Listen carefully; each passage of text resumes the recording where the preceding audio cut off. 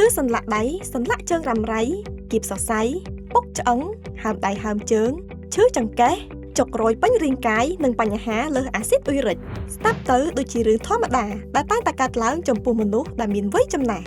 ប្រសិនបើលោកអ្នកមិនបានយកចិត្តទុកដាក់ទៅលើបញ្ហាទាំងនេះ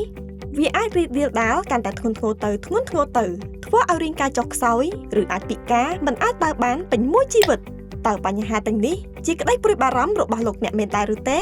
ឱសថបំប៉នសុខភាព V-Hope អាចដោះស្រាយរាល់បញ្ហាទាំងនេះបានយ៉ាងពូកែស័ក្តិសិទ្ធិនៅក្នុងប្រអប់តែមួយដែលផ្សំឡើងពីរុក្ខឱសថធម្មជាតិសំខាន់ៗចំនួន11មុខដែលផលិតឡើងតាមស្តង់ដារអន្តរជាតិធានាទាំងគុណភាពប្រសិទ្ធភាពនិងសុវត្ថិភាពសម្រាប់អ្នកប្រើប្រាស់ព្រមទាំងមានការទទួលស្គាល់ពីស្ថាប័នធំៗដូចជា HACCP, SGS, GMP, ISO 9001:2008, FDA និង Halal លើសពីនេះទៅទៀតឱសថបំប៉នសុខភាព V-Hope អាចជួយដោះស្រាយបញ្ហាក្រពះពោះវៀនរ៉ាំរ៉ៃជួយប្រព័ន្ធប្រសាទឲ្យមានដំណើរការល្អគ្រប់គ្រងកម្រិតជាតិខ្លាញ់និងសម្ពាធឈាមការពារជំងឺទឹកនោមផ្អែមជំនួយថ្លើមបញ្ហាឬដងបាតនិងបញ្ហាជាច្រើនផ្សេងទៀតបានយ៉ាងមានប្រសិទ្ធភាពសូមកុំបណ្ដោយឲ្យបញ្ហារបស់អ្នកកាន់តែធ្ងន់ធ្ងរទៀតអី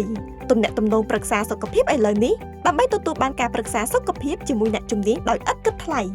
សូមអរគុណ